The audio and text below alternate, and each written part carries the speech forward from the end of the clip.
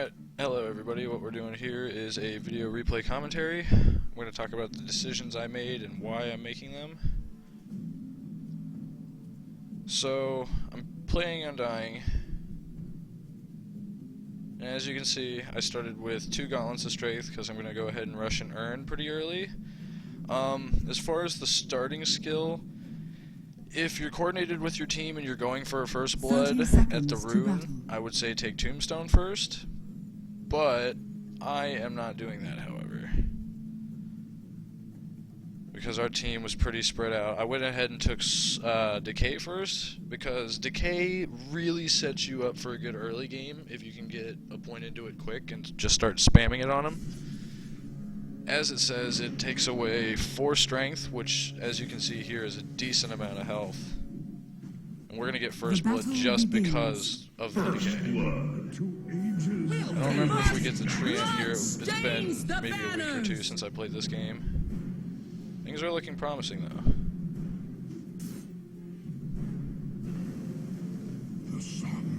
though. There you go. Double first blood, thanks to a decay. We're going to head back to lane. We're going to get boots first because that lets us close the distance on people when we're trying to go for these early ganks. If I remember correctly, Weaver is the one that comes up to help me. It's Delicious, who is somebody I play with often. Some of you may know him as Brad. We're against an Alchemist, which means pre-6 he should be a slice of cake because I can drop hit. And that's the cool thing about fighting strength heroes as Undying, guys, is not only are you taking away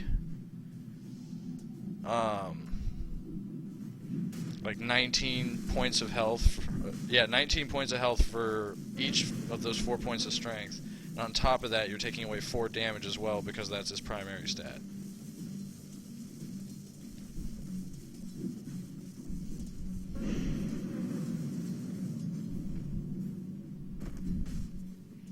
I know Brad likes to play really aggressive heroes. It's, like I said, it's been a minute since I played this, but I do remember him doing pretty well this game. So far the last hits are pretty mediocre. Legion Commander's definitely doing the best. On the kills, we've got kills pretty spread out on our guys. We're probably going to get this tree ant here just because I don't know the... Well, nope. Okay, we back off because the creep wave showed up. If I had had a tombstone there, that would have been an easy kill, though.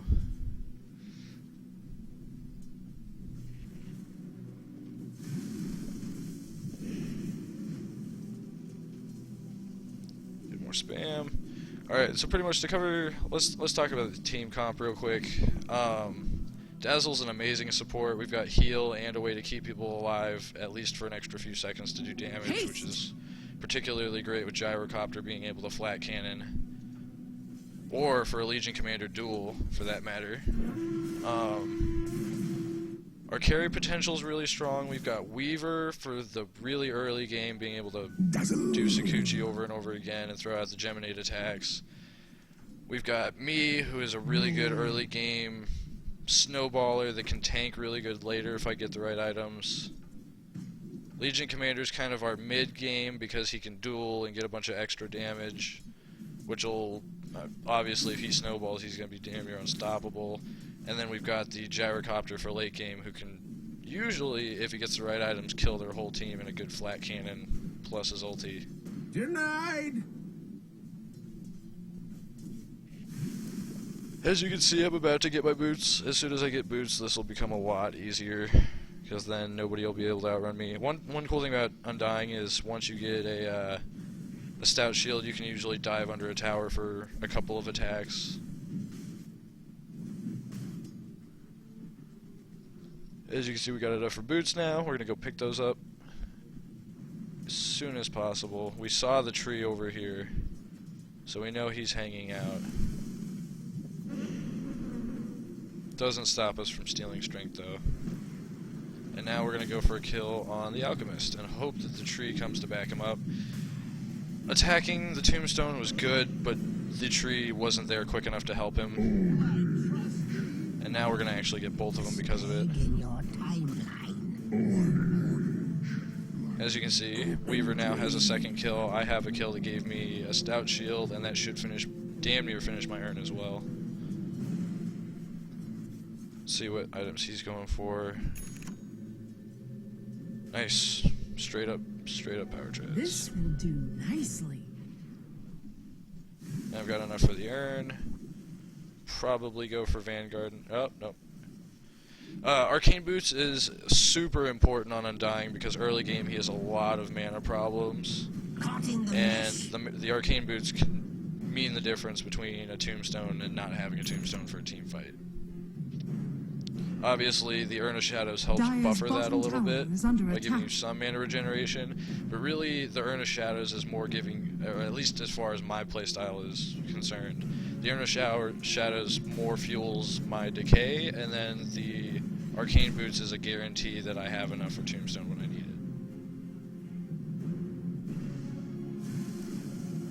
it. As you can see, we're getting aggressive again. We've got the Tombstone. This should be at least one kill. Now that I've got the shield, you're gonna see me dive in a little bit to help make sure that this happens. Gold into dead. A bloody harvest. Dire's top And I died, is under but attack. for us to be able to kill Alchemist and keep him from level 6 as long as possible is very, very strong. As you can see, we've got him stuck at level 4 now with the 3 times that he's died. Because as soon as he hits 6, he becomes really hard to kill. His farming potential goes through the roof because he can just sit in the jungle damn near all day with the low cooldown and mana regeneration and attack. As you can see, a ward was just dropped up here by somebody. Thought I saw a ward on the map. Came right back in. Now we get a kill just because of the decays. I threw in a last-second heal, which kept Delicious alive, and he managed to avoid the Sunstrike, which is perfect. We couldn't have asked for a better fight there. And luckily I've got the Urn so I can heal him up. He doesn't have much HP right now, so Urn does most of what he needs. Double kill. Backing up here to wait for the creep wave. Looking at the map, we saw one guy just briefly appear down here. We know that there's somebody mid. That means 3 heroes are missing. Well, no, 2 of them were dead, so now there's 2 missing. Looks like we're gonna get the tree again, thanks to the dust I bought.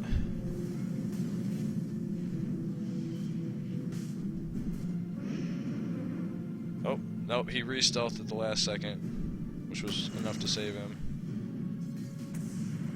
Our fates were woven He desperately needed a Sakuchi there, but I'm pretty sure it was on cooldown. Though, I do think it's going to cost them a Slardar, it looks like. Alright, well, he got away. I'm pretty sure a Soul Rip with that huge mob that was right here might have been enough, so that might have been a misplay on my part right there. Dire's bottom tower is under attack. Though he is hanging around on low health, which against an Undying isn't usually the smartest move. Dire's bottom tower Probably going to ult for the damage amp. Dire's top tower is under attack. With the decay route instead, he's trying to... He's playing really dangerous here, but I'm going to have to back off just because Invoker showed up and I don't know what he's loaded with right now.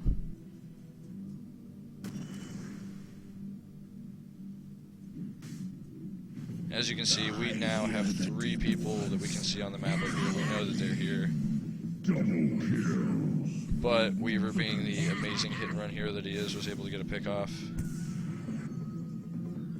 The time lapse was nice, got him back some of his health, so that he didn't have to flee back to base quite so worried about Sunstrikes.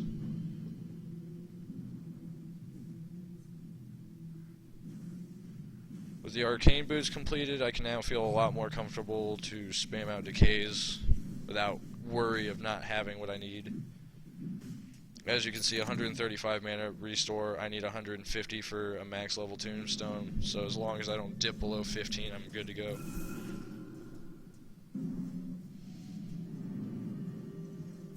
Knowing that the tree was there, since we just saw him go invis, we were able to catch him out. The duel is nice. Gets our Legion a little bit of bonus damage. I'm not sure what he was at this point. 20, not bad at all. So that's 2 duels in the bag. and it cost us absolutely no one for a double kill. As you can see, we're really far ahead, and it all just came down to decision making. The Alchemist really needed to play a lot safer before he got his ulti.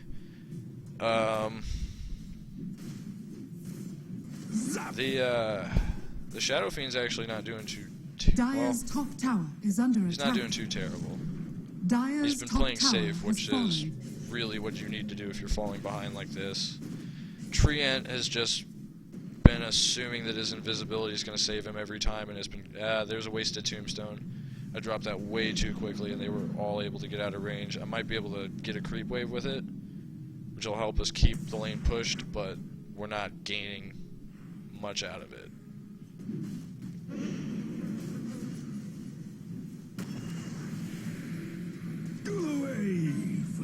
If it had been more like right here, we would have been in business. But yeah, as I was saying, so Treant is just relying way too much on invisibility when he should be paying more attention to his positioning, because he's been caught out 6 times, definitely the most on their team. Slardar, he's been playing alright, he's been making some good decisions, but he's also been taking a lot of damage while he's sprinting, which is definitely not helping his case.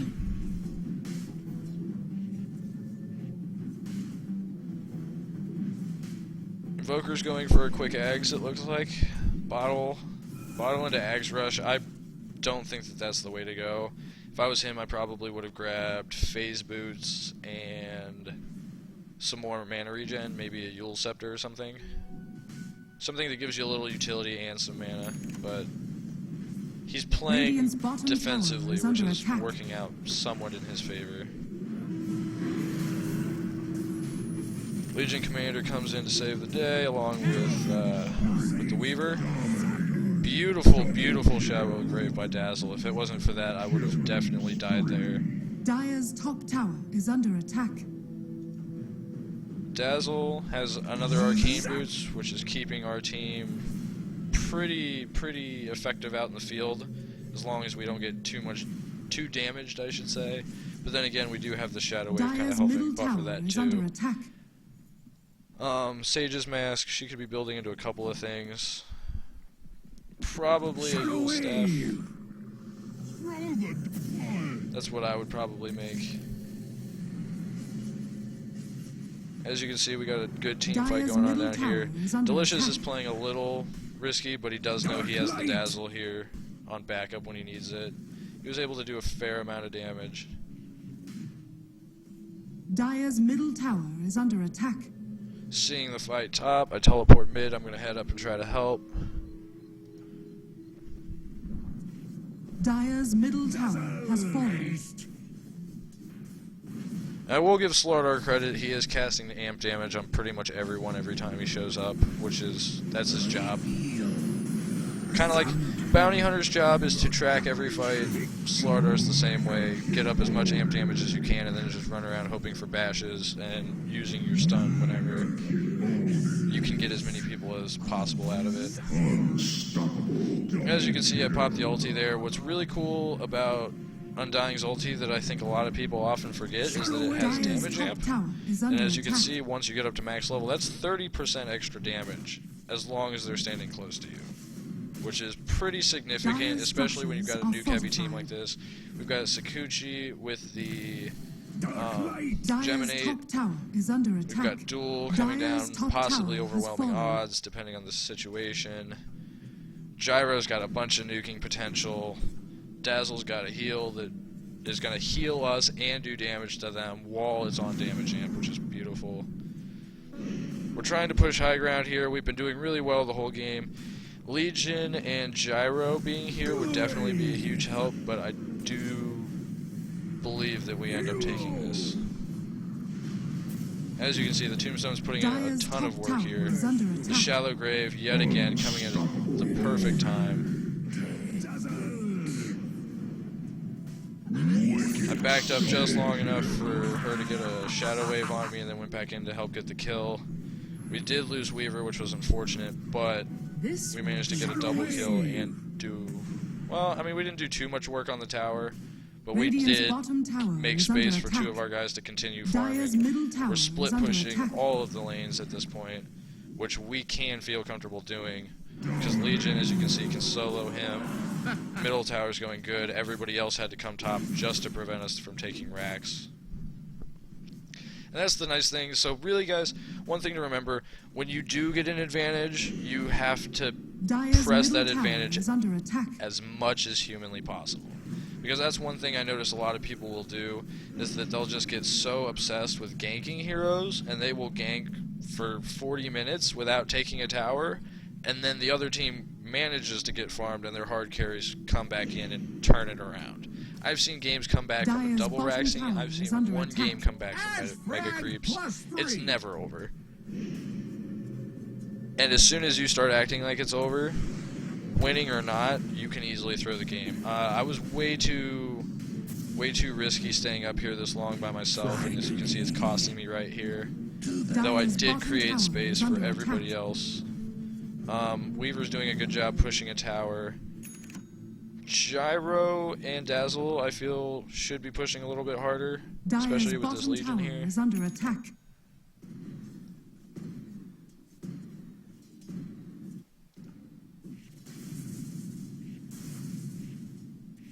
Maelstrom, while Weaver doesn't necessarily need a ton of Dire's attack bottom power tower thanks is to the under attack. Geminate, the nice thing about the Maelstrom is it's helping him destroy creep waves way faster than Weaver would have been able to normally.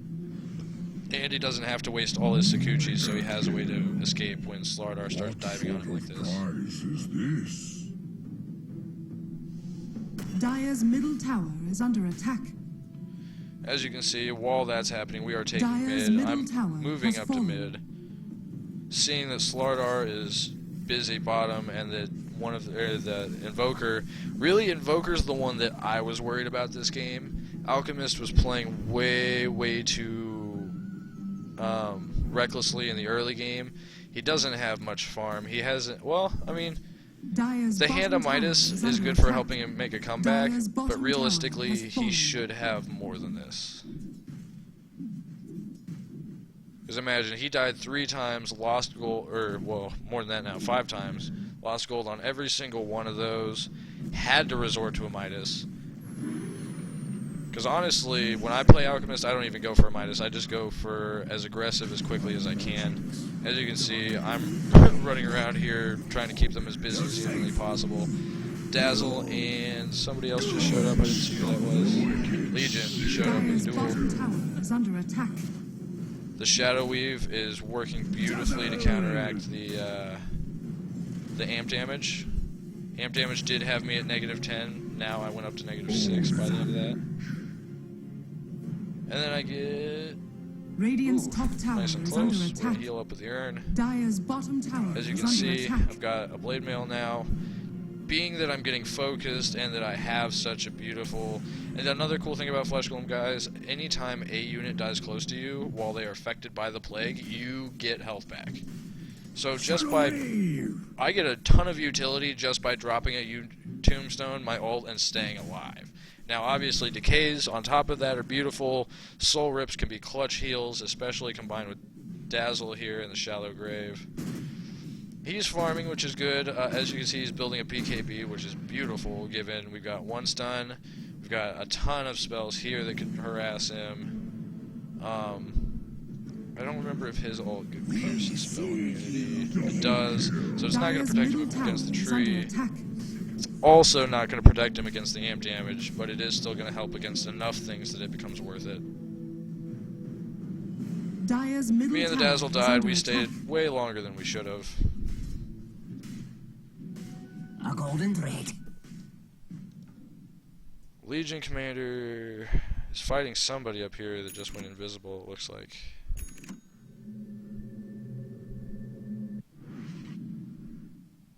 I'm not sure what's going on over here, actually.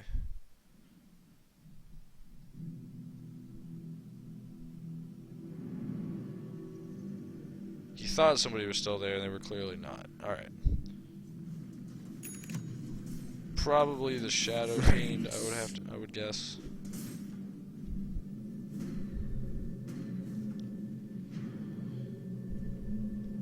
Checking the score. 10, 3, and 13. Really, the number I'm most proud of right here is the 13. Obviously, getting kills and having the most kills is nice, but as the tank, really, I'm just trying to get money to these 3 right here.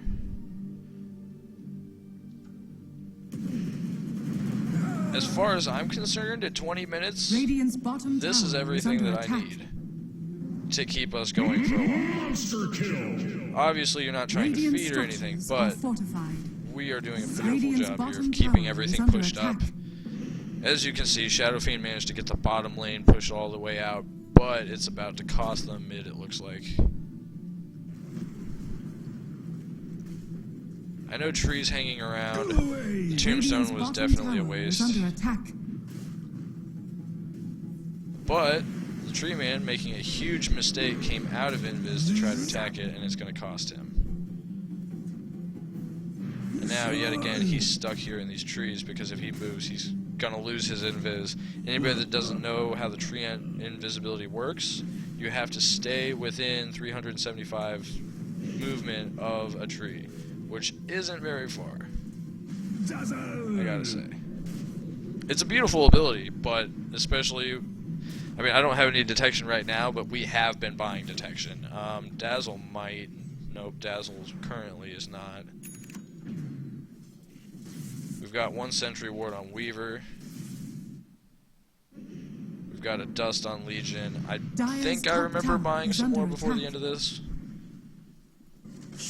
But the cool thing is, if we can keep them locked in their base, there's not really a whole lot of trees for him to take advantage of. As you can see, Alchemist played. He knew that we've been sitting outside their base this whole time. We've been farming every creep wave as it comes out. There's absolutely no reason that he should have come out this direction. At least not without ward vision somewhere. Which they clearly don't. And that, guys, is another thing. They have 1 ward right now. 1 ward, and it's over here watching a rune that they can't get to, because if they leave their base, they die. Realistically, they should have it probably here and down here. That way they can see where we are outside of their base. Tower is under attack. And the next video I'm going to post is going to be Vengeful Spirit. I'm going to show you guys my warding. I don't always necessarily do the best wards, but I also don't see myself getting counter-warded that often. That could just be because we're playing pubs. It could be because I have decent ward placement. I'm not 100% sure. But we're going to take a look at it and see what happens. So as you can see, we are taking all 3 sets of racks at once right now. Gyro's doing a good job on the bottom.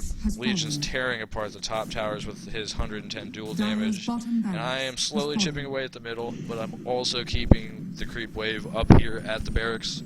So as soon as the other sets are done, they can shift over and help me right away. You're going to see it right here. In a matter of like 2 minutes, we managed to get all 3 sets of racks. And the reason that happened, guys, isn't... I mean, yes, we have a really big lead. Yes, we have the item advantage. We've got BKB, Helm of the Dom, Phase Boots, Ring of Aquila. I mean, we've got some really, really good item builds here. I'm not sure about the Diffusal Blade. I'm assuming he was trying to maybe take off a Blade Mail. I'm not 100% sure. That's useful, but he's a strength hero. I'm not sure that was necessarily for him. Maybe had Weaver grab one. But it clearly worked out. I'm standing here so that we can see when people leave the fountain. I'm tanky enough that I feel comfortable standing here and not going down.